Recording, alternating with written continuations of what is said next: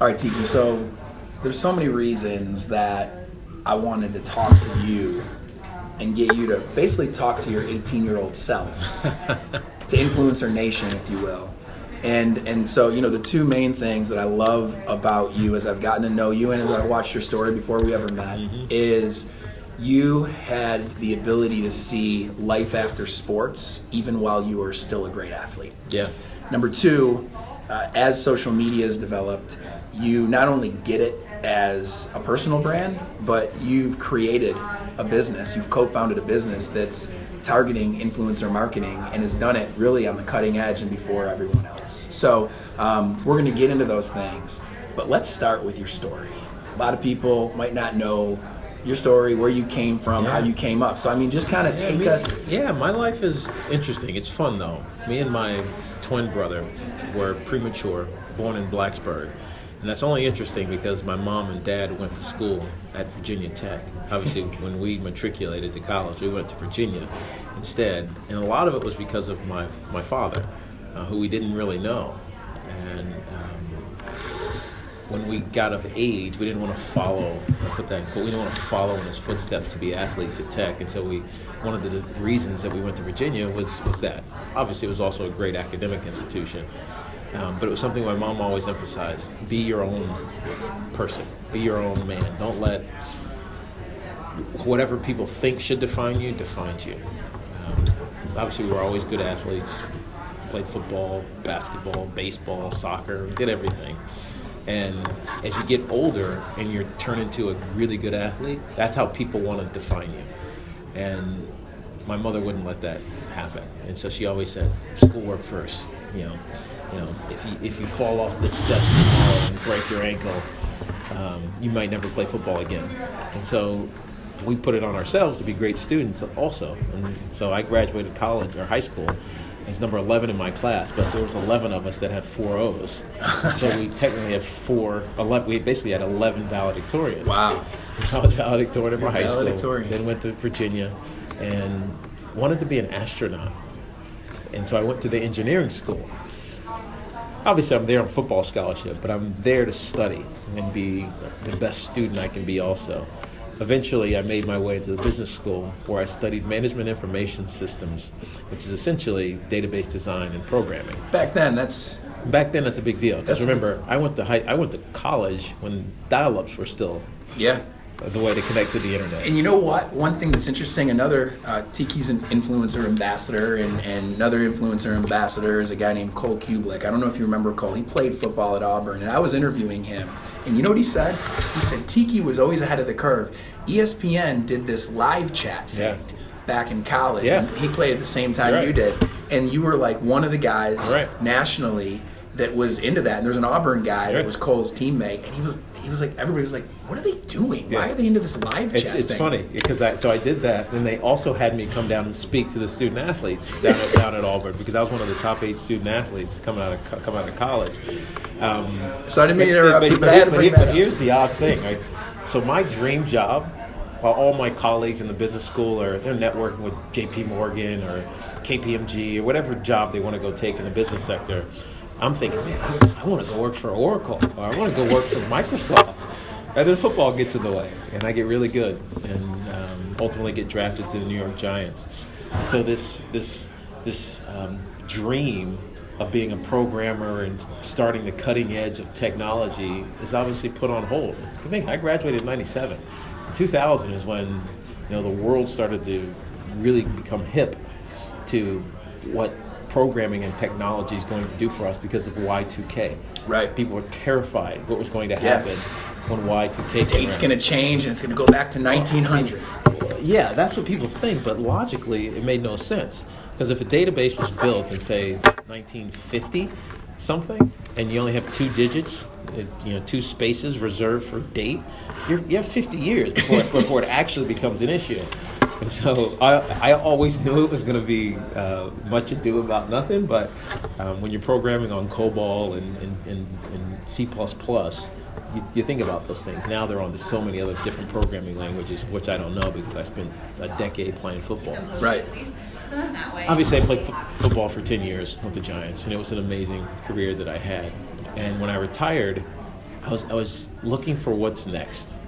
In New York, you get sucked into media just because it's New York. Everyone wants to talk to you. There's plenty of opportunities, and so media became my first endeavor. But I always had this desire to go back to my first dream, which was to be in the tech world. And it took about 4 or 5 years post-retirement that I found the right partner, and that was Mark Gerson of GLG. And he and I started what was essentially a marketplace for athletes to book engagements, Right. whether it be a bar mitzvah, Right. a birthday party, a flag football game, literally a lunch, a dinner. Almost like offline influencer marketing. Yes. Yeah. Which then grew because of social media. Before we keep going on Yeah. that, though, That's you just my- talked that's- about that's you just my- talked about that's my professional life in like a quick circle. Yeah, you just talked about retirement fast, and you skipped through, I said obviously Yeah. New York Giants, but you've obviously learned so much during those 10 years. First of all, you never knew you'd end up in the media capital of the world, No, right? no. That's the odds of the draft. That's serendipity. Serendipity. Yeah. And then on top of that, I'm a Giants fan. You stunned us when you decided to hang them up. And so, but I think there's some brilliance in that to share to the younger kids, because at the end of the day, everybody's going to hang it up at some point. Of course. Or Right. or you're going to be forced to hang it up. Or you're going to not leave on your own terms. Exactly. Usually the game tells you you're done. You don't Right. decide. And the only reason I get some flack from how I retired is because the Giants won the Super Bowl the next year. But that's timing. Right? That's not life is Exactly. timing. Exactly. I could have picked the wrong number at the right time, the right number at the wrong time in the lottery, and just missed making $50 million. And like we were talking about earlier, Seattle could have just gave it to Marshawn Lynch, and, You're right. and Brady would have You're a right. different record in Super Bowl. You're right. You're right. So timing is everything, and you can't control timing. You can only control what's important to you. And back to the original point about my mother and how she helped us grow up and wanted us to not be defined by what everybody else wanted you to be defined by. I was very comfortable walking away from the game when I did. Yeah. Because my dreams were going elsewhere. My passions were going elsewhere. And I know most people would cut off their left pinky finger to play in the net, probably more, to play in the National Football League, but it was past me in my mind. And so I moved on. And, Yeah. It was the right thing to do. Yeah. It really was. I love how you still own that decision and still know it was the right thing to do, but I also love how you own it in a way where you did it on your terms. Yeah. And so for many players, it may not happen on their terms. It may happen after college, Yeah. even though they play at a Power 5 school. Unfortunately, they don't get the opportunity to play in the NFL. And then, if they're not prepared, they've got to kind of figure things out. While the guys they played with that did make it are living a lifestyle that is very hard to catch up with. You're right. And Yeah. so just, Well, yeah, life accelerates when your game is done. Whether it's in high school, college, or the NFL, life accelerates. Because when you're an athlete and you're a really good one, things are dictated for you. Your schedule's dictated for you. What you're making is dictated for you. The things you have to do, it's instructions. When you're done, you become an adult, and especially if you've made it to the professional level, you're actually behind the 8 ball. Because your peers that graduated college and stepped into the workforce, whatever that workforce they're may going to have a be, head start on you. they have been climbing a ladder, a corporate ladder. They have been figuring independent life out. Whereas you get dumped into that, say at 27, 28, say 30, 32. They are so far ahead of you. Now, if you've made a decent amount of money, then you're okay. But not all guys do. And in those that do, don't all often conserve it Right. appropriately. And so the professional world, regardless of the money you've made, has passed you by if you've made it professionally and then retired. And so to catch up is hard. Right. And, one thing that Reggie Torbor said, another influencer, ambassador, he said that guys like Tiki, Michael Strahan, they didn't just get lucky when it was over and it just worked out for them.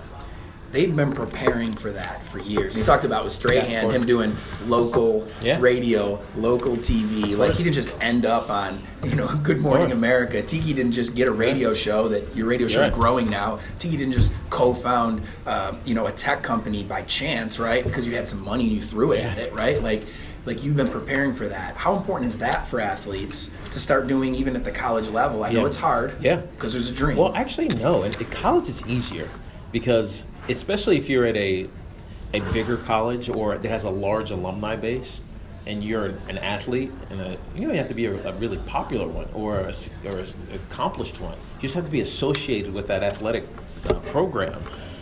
Your alumni revere you, right? They want to help you. And so while it feels, cool to feel like you're standing alone and I'm accomplishing something, it's actually beneficial to be collaborative. Like, use that access that your association with that athletic program gives you to have conversations with the most prominent alumni you can find, or one that's in an area, a professional area that you're interested in, and just have a conversation. Like, they won't answer the phone because you are calling them. So and so using your name to get access is the best thing to do. You don't necessarily have to monetize it. No, and a lot of kids think they need to monetize. I need to be paid to do. No, you don't. You need to leverage the fact that they care about you at that point. Exactly. You just need access. And the one thing that's realist in social media is the direct messaging opportunity that you have while you're still a player playing at that level.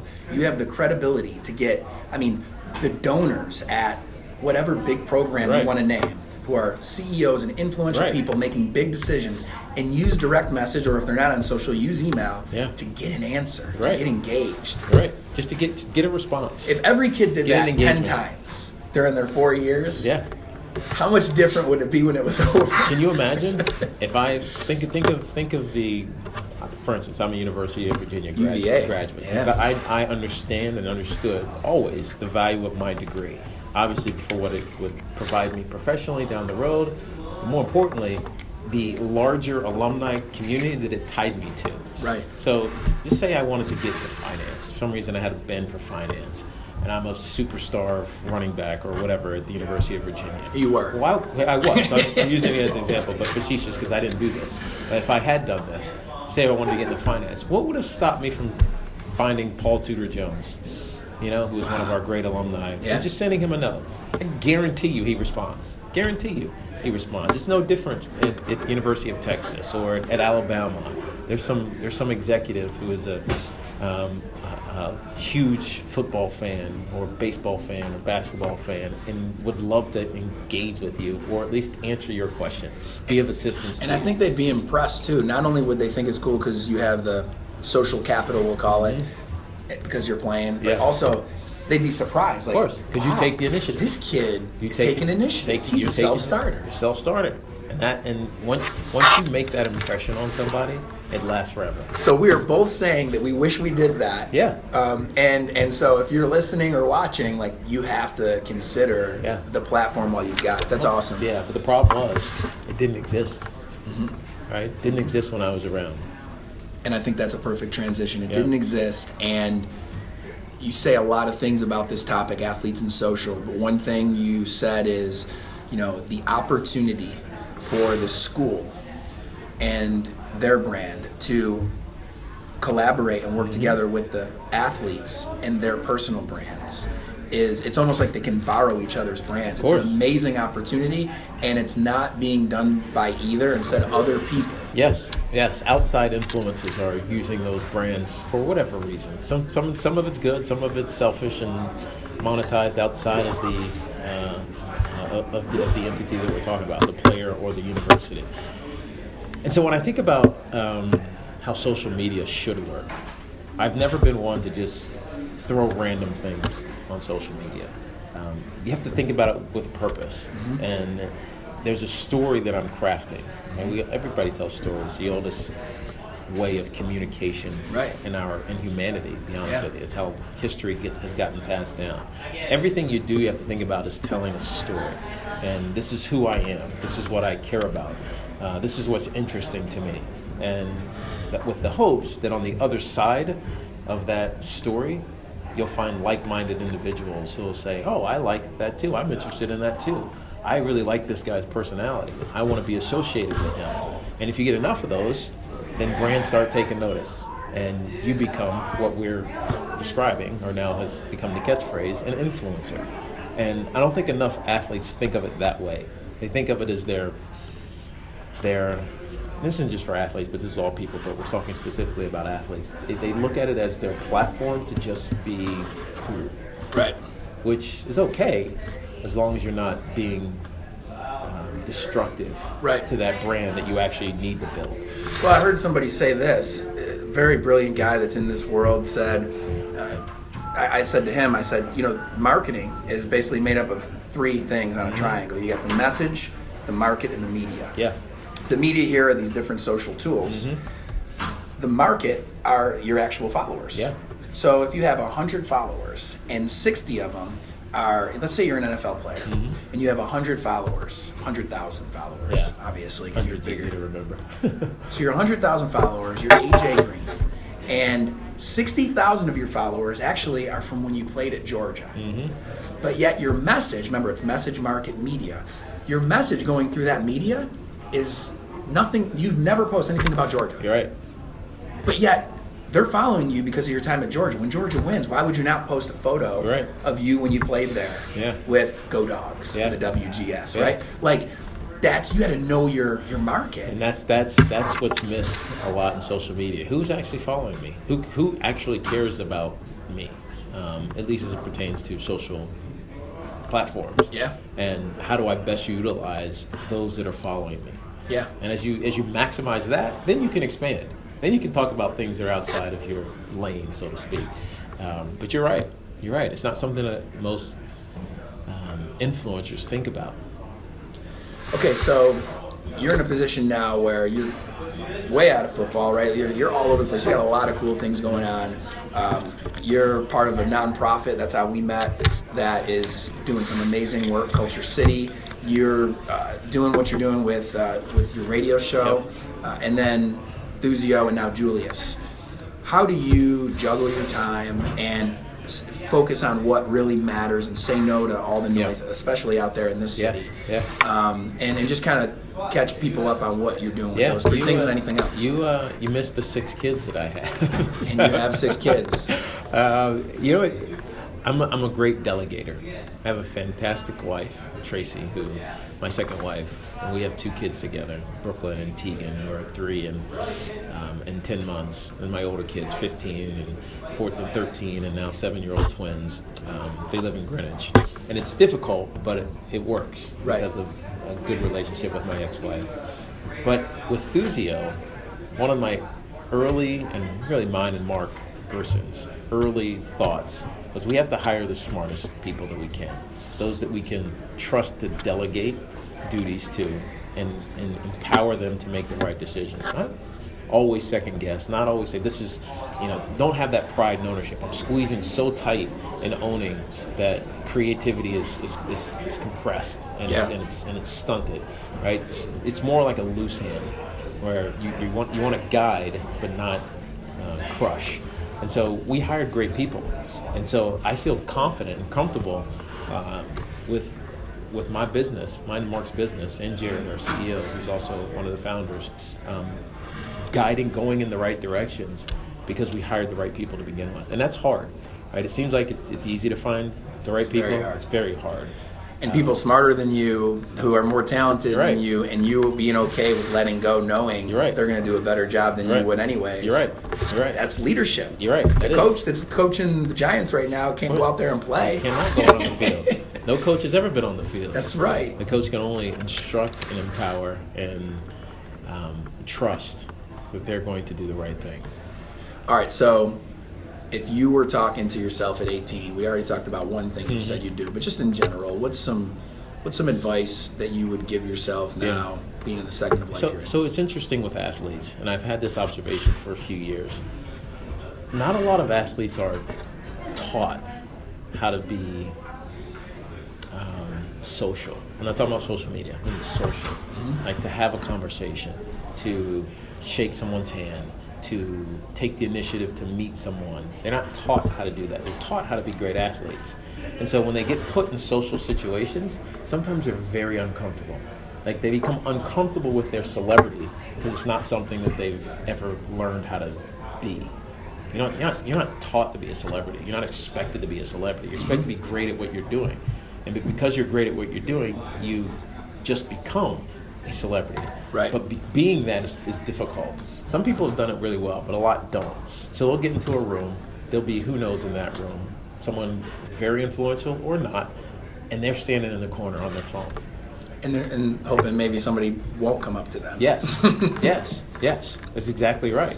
And I know that because I was that way. I was shy when I was young, probably until I got ready to graduate college. I didn't know how to have conversations with people. I know how to have conversations with my friends, but I didn't know how to have conversations with people I didn't know. Right. And it took learning. It actually took me coming to New York, where I was forced to have conversations with people that I didn't know. And so in a lot of ways I've been lucky, but it's taught me lessons. And so the first thing I would tell my 18-year-old self is have confidence in you, right? Be assured of who you are. And don't worry about how people are going to look at you. Just be assured of who you are, because that allows you to feel confident talking to strangers, which is simple, but one of the most important things you can ever do in your life. That's great advice. I'm going to shift back to social media and athletes as we start to get ready to conclude this. I tell people a lot, it's funny to me, or maybe it's more ironic than funny, that some of the best leaders are leading college football programs, and everybody knows leadership is a combination of strategy and tactics, right? So no team goes onto the field without a strategic plan for that game. Yeah. And then the players that are the most talented and best at executing that plan are the ones who tactically carry it out, right? This has been going on since the history of war. I mean, strategy, tactics. Yeah. Yet the same leaders are running programs without any strategy for their student athletes on social media, knowing that their student athletes are definitely going to spend 90 or more minutes a day on it, doing the tactical. So there's no strategy, and they're hoping.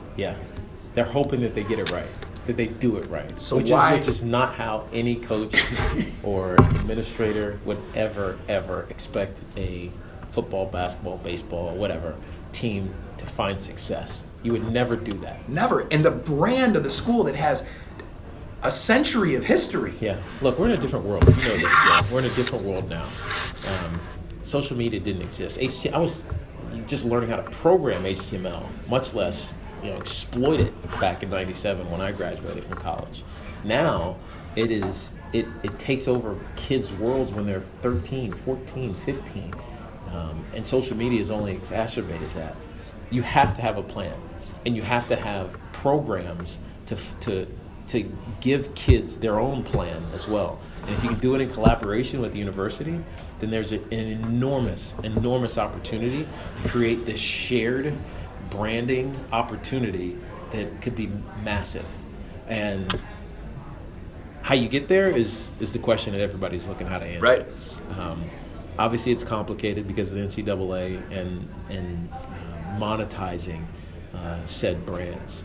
But I do believe at some point that changes. It has to. Especially as we start celebrating 15, 16-year-old kids who are not even in college yet, and we know that they're going to be 1 or 2 years in an intercollegiate program, and then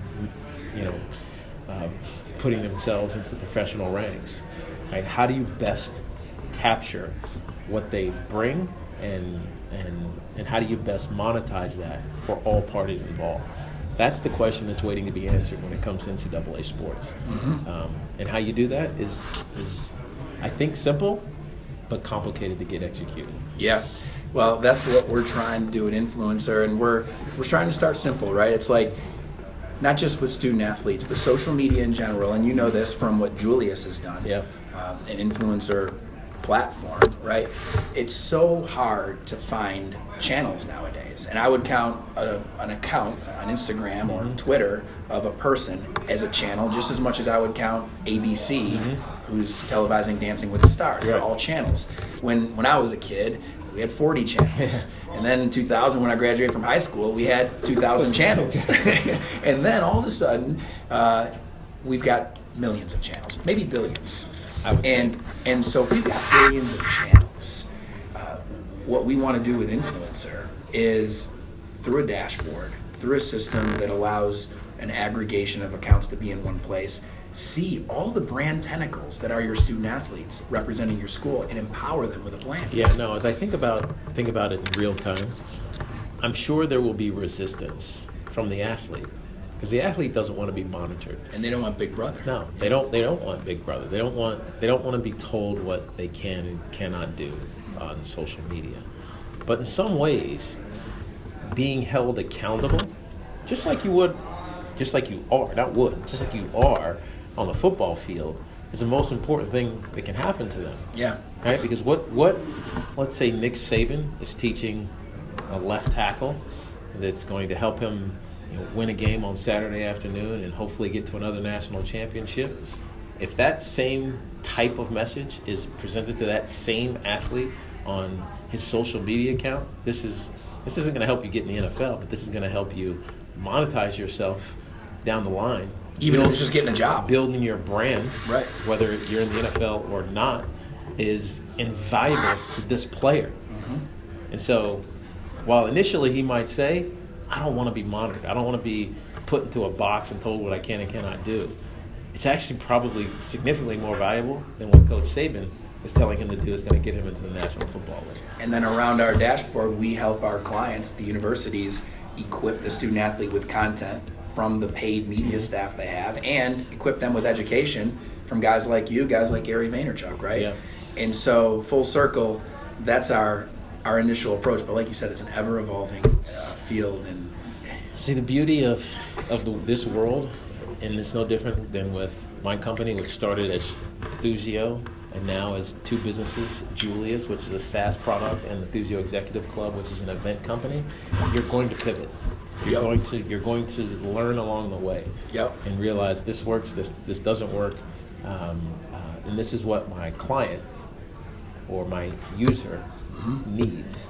And it will build itself, no different than a child. You give it direction, but eventually a kid learns how to walk, and then he's on his own. There's no doubt about it, man. I could talk to you forever. You got to go do your radio show, but I really appreciate you making the time and being a part of what we're doing at Influencer. Just your wisdom, your story. It's really encouraging. Thank you, Jim. It's exciting. Appreciate it, man.